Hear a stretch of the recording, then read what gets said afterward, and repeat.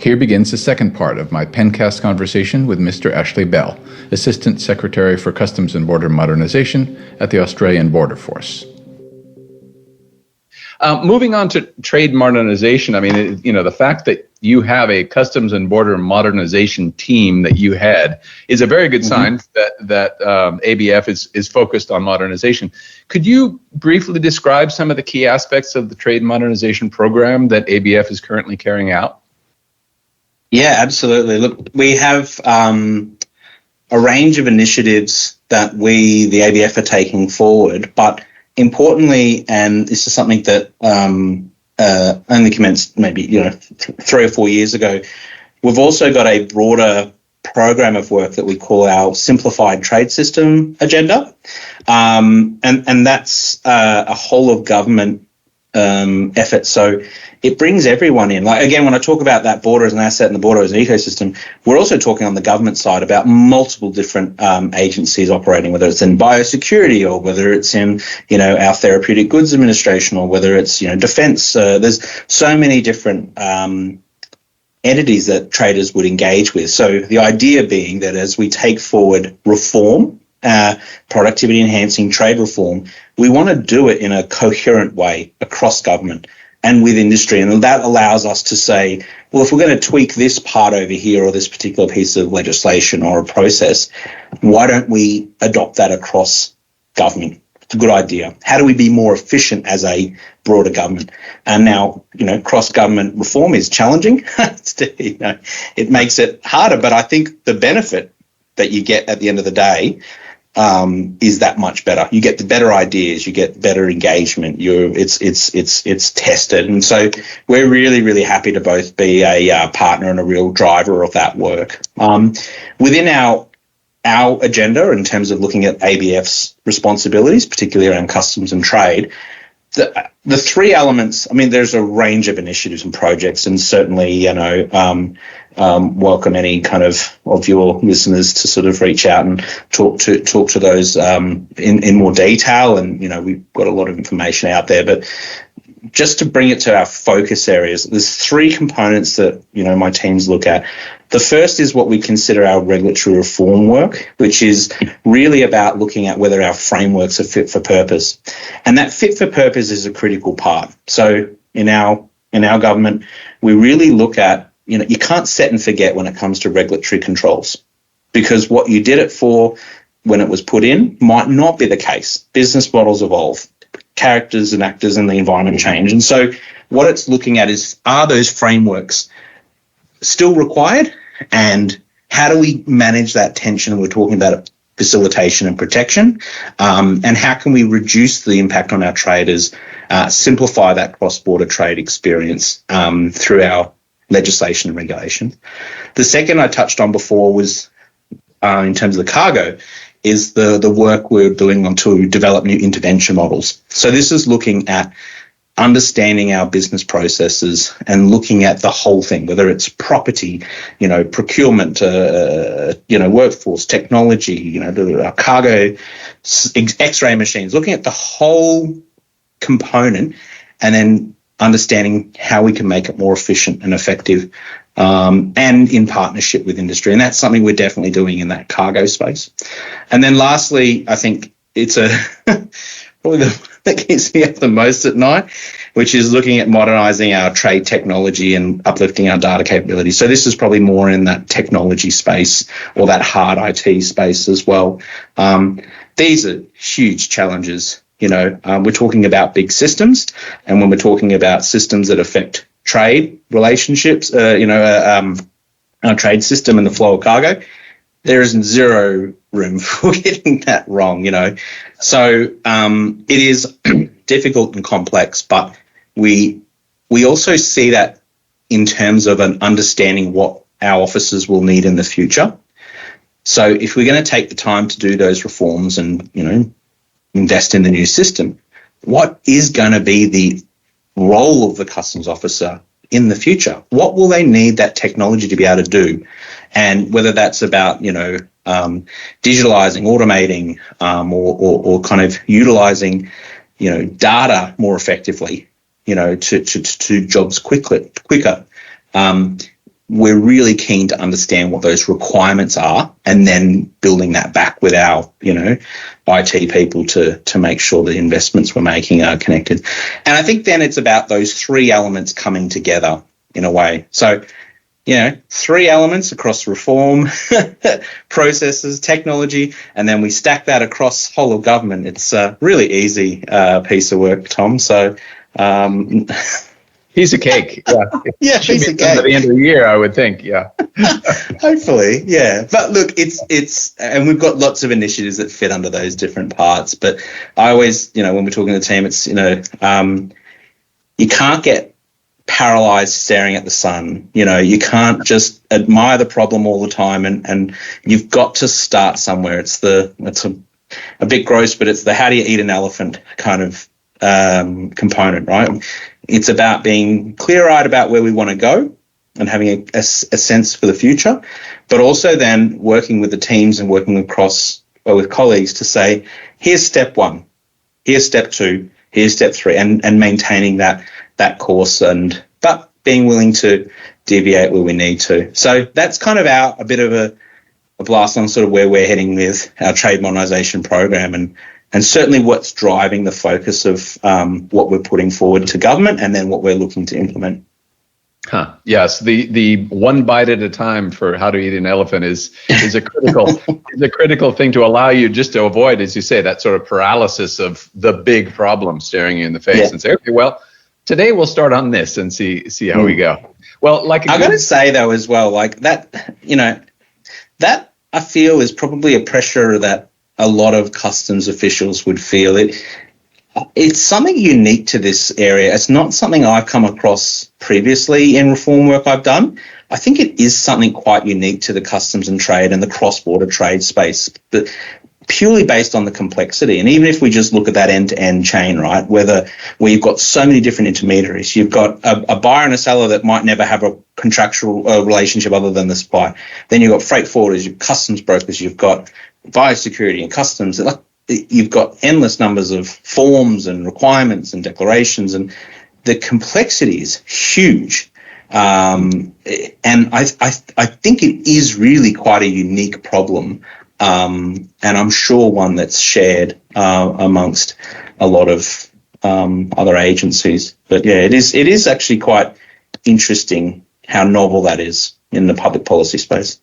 And the complexity on the one hand, and also the sort of diametrically opposed desires of the various stakeholders. I mean, on the one hand, you want to prevent all dangerous things ever from entering your territory from here to infinity. And on the other hand, you want the free flow of trade at all times without any untrammeled by your interventions. And those two things need to be made compatible. And that's not an easy task. Yeah, exactly. And understanding how those levers work, I think, is critical. Having that slow time to think about the push and pull of different factors is important, but also the ability to try things out. And so one of the innovations, and we're really proud of it with recently, well, not so recently, 6 months ago, but recent in my context of how I think about things. It recently passed our Parliament was changes to establish a customs regulatory sandbox. So it's interesting. It's a piece of legislation that allows us to temporarily suspend particular provisions of the Customs Act to undertake a controlled trial with industry. So say there was a particular part of the Act that we're thinking, is this really fit for purpose? Is this holding back our traders? We want to check it out. Now, to go through that process of amending it, a lot of that's hypothetical, and obviously we've got parliamentary process that goes through apart from everything else. But this sandbox allows us to set up a short time trial and to, in real live cases too, this is live fire ammunition with the kind of thing. This is not, pretend. Actually test out what that change will look like. And is it worth it for industry is one that we'd look at. We might do it and say, is the benefit really there? Maybe better off staying with what we've got. But also we can test then the regulatory concerns or, things that the government might need to consider. Because to your point before, that diametrically opposing kind of tension is it's a sandbox. It's a place to play that doesn't we don't knock it out and say, oh no, we're not sure, so we're not going to do it. It kind of almost emboldens us to say, okay, well, we can try that and see how it goes. And so it's, we were really, really, really excited when that passed through Parliament, and next month will take effect, and we've been engaging with our industry here in Australia just to start to think about these ideas that could come through. I think that's an example of where, we have to be flexible in the way that we're thinking about the reform that we want to take forward. And yeah, I think it'll be really interesting, and it's something that we're really excited to unpack and take forward. Is that something you can talk about, your upcoming projects for the sandbox, or is that premature?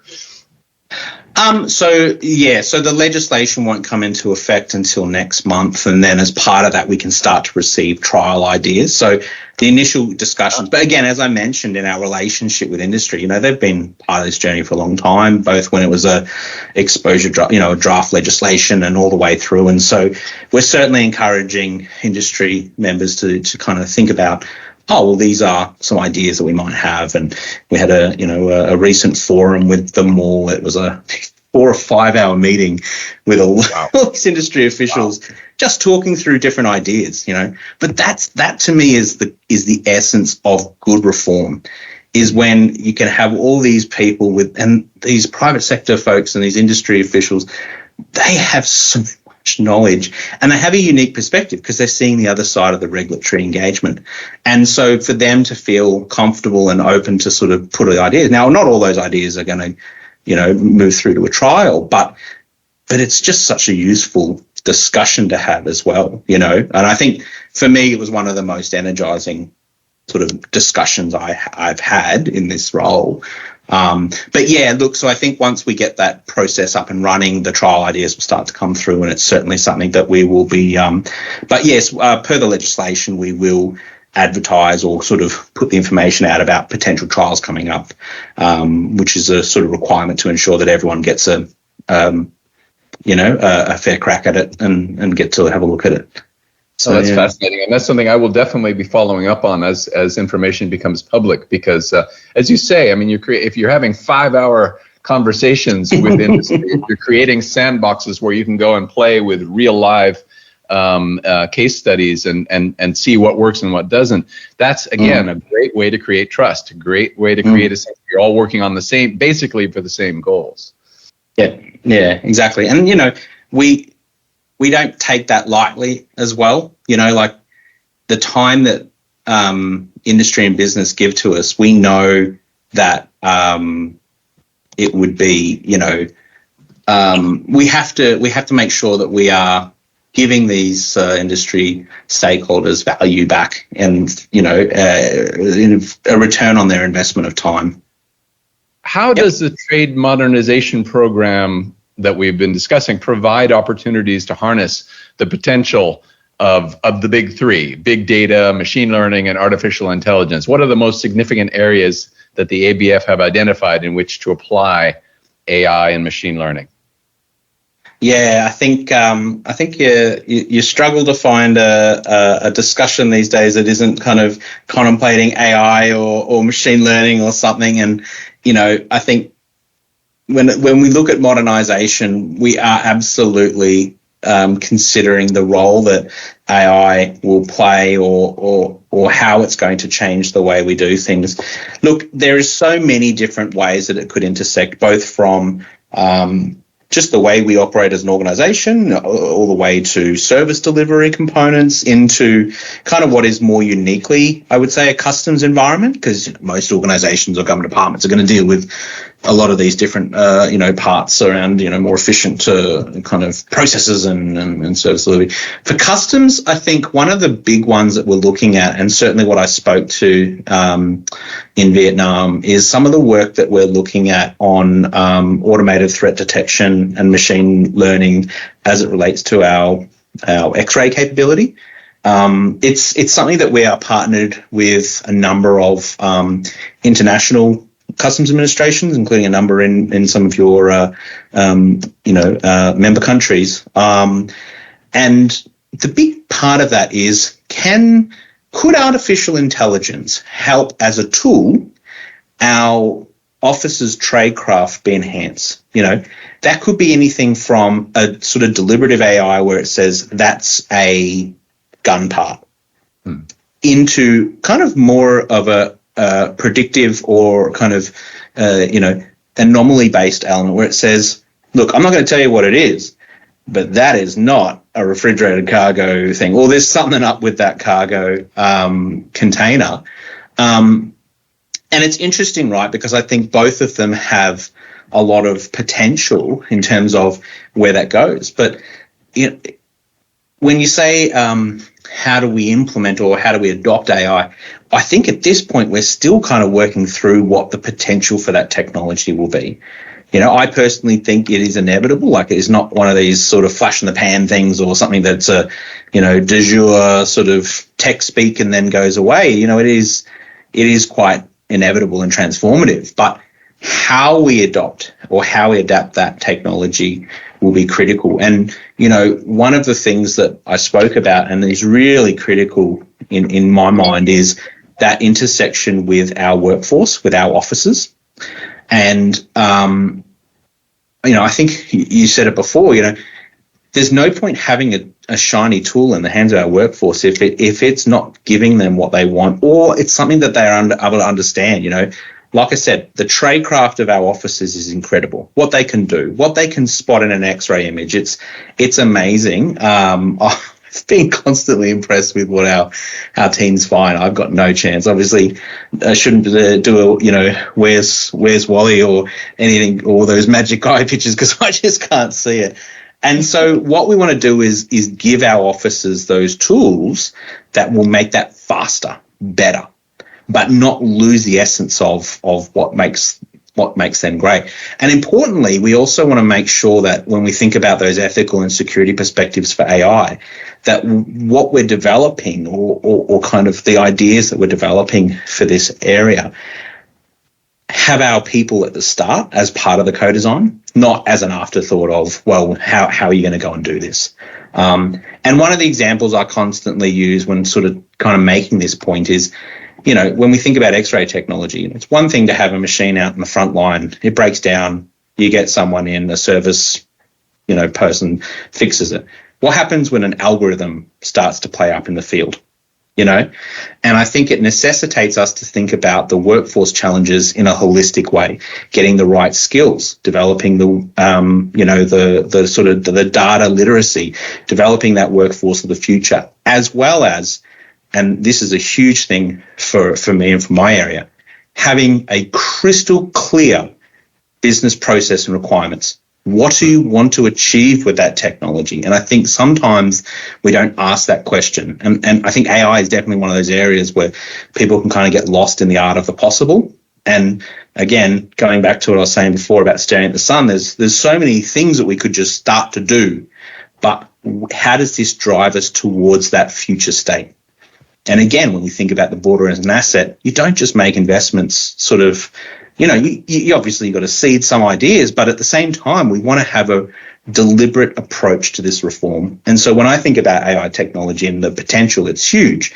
But I also think really, perhaps pragmatically about some of those challenges about operationalizing it and about ensuring that it fits the needs of our officers now and into the future. But yeah, look, the potential for what could happen and what it could do and how it could help enhance our customs interdiction and the work we do at the border, there's a lot of potential. You're talking about theory and practice and the challenges of actually getting the AI, machine learning, big data, those big words out of the theoretical realm and into your day-to-day operations. It must be a huge challenge. Do you have any instructive success stories or surprising failures that you've encountered so far in implementing AI and machine learning? We've had some really great trials so far. We've been looking at different things about algorithms and, looking at gun parts and things like that and how that might work. We're also looking closely at the kind of technology that would support or best support AI as well. So it's not just about it's not just about the algorithms themselves, which is a challenge. It's also about the technology platforms and the machines and the things that are going to best support that for future decisions. And we did a really, really great piece of work with our science agency here in Australia, the CSIRO, and they did a wonderful piece looking at emerging technologies in this space and just understanding what's out there and, what kind of technology we might be able to use going forward, and also what would support these AI investments. And I think that was really helpful in terms of plotting out, again, the pathway to how we might utilize this technology. There's a lot to consider in that beyond just the wonderful, laboratory environment of developing an algorithm. And look, a comment I made certainly at the conference and kind of would underscore here again is, when it comes to the industry angle to that, we really want to work with vendors and providers, but part of that is also being clear that whatever we're creating, it needs to fit our requirements. And so something that might fit, for example, in an X-ray environment, a aviation security scenario, might not fit customs. The complexity is completely different. But also there's an operational component which says, well, hang on a second, that might work in this port environment in Europe or Singapore or the US, but come down to our ports, come down to see our setup, come down and see how this environment works, and then let's solve and work through ideas from that. I think my sense is this AI work is something that is not going to be, one size fits all. It is definitely going to be something that is a journey for regulators, for industry, for others to take together. So I think part of it's about us being clear-eyed and deliberate about what we want to do and achieve. And then the next part is starting to think about how we unlock that potential. But again, with workforce and with a clear sense of our requirements at the front of mind. That publication that you mentioned on emerging technologies, is that a publicly available publication or is that internal? Because that might be a wonderful. No, it's more of an internal, but the CSIRO do some wonderful pieces around a range of different components. But yeah, it was more of I think kind of reflecting also a bit about our mantra here in Customs and Border Modernization, which is partner with the researchers and the academics and the people that know this stuff that will give you a different lens, and really seeking that knowledge before we go ahead to sort of undertake a particular course of action. So it really is about making sure that we've got the best knowledge. And I got to say, a big part of that research work was also understanding what other countries are doing, what other customs administrations are doing around the world, and that was just so useful for us. Well, yeah, don't reinvent the wheel, and also teamwork is the strongest kind of work. This brings me directly to my next topic, which is international collaborative projects. A couple of years ago, ABF won the PEN-CP Customs Innovation Award for your submission authorized economic operator bulk upload function. Could you talk a bit about this function and how the AEO represents your organization's approach to customs work? Yeah, absolutely. So, again, I had the privilege, I think it was represented, I know, when I was in the Netherlands for the last WCO technology conference then, and the team had come across to receive that. And it was fantastic. It was actually really interesting for me to get a closer understanding of the work that the team had done. The AEO, and we love our acronyms. So look, it is a really important relationship in terms of the AEO program and the work that we do in terms of how we unlock those benefits in partner countries. So the bulk upload functionality, which is what sort of the project was about, was kind of a great example of how we were looking to improve our approach to AEO, to remove sort of a clunky process. And it was a relatively, and it goes to what I was talking about before about that innovation mindset. It was a relatively small but impactful project. So the resources were targeted to address this particular inefficiency of, uploading a lot of these data points and providing an opportunity to do that in a much quicker way. So the AEO program itself and the benefit that has is tied particularly also to those mutual recognition agreements, which are just so key. And I think for our trusted traders, which is our AEO program, so it's Australian Trusted Traders, this is a way that we can really realise that full potential for those agreements, but also having a greater efficiency in our data exchanges, reducing manual intervention and improving our data accuracy. Those are all components that made it, that kind of small tier innovation really sort of attractive. And, I think the award was certainly well earned for those teams, and, they did a really good job, just sort of showing where you don't need to do massive projects to have an impact. And we've certainly done that in my own program with a few different little innovations that, traders have asked for ages. Oh, it's just this irritant. It's just this thing. I just wish we could do X, Y, Z. And, I think sometimes you can get locked into those big reform targets and you kind of miss out on the, not low-hanging fruit because it's never low-hanging, but you can miss out on those kind of little small things that I think are so important to getting the efficiencies, but also building that relationship to say, look, we're hearing you. We want to resolve this, not in 10 years, but help you with this now. So I think it's a good example of that, and certainly, a really nice little project. Well, in line with what you said about the CSRO's attitude towards collaboration across various disciplines, have you and your colleagues at ABF taken part in many international collaborative projects like PenCP? And what are the kinds of challenges of working in large-scale, multidisciplinary international projects like this, and what are the potential benefits if executed well? Obviously, we have a lot of engagement across, particularly with the WCO, within our Border 5, and more regionally within APEC as well. And I think within our reform side, when I think about something like what we talked about before about digital verification platform, that's one where we've been trialing with regional partners. So with Singapore, and we've got some upcoming trials over this year with some other partners in the Asian region. They're examples of where we are looking to consider that reform in a cross-border environment. And,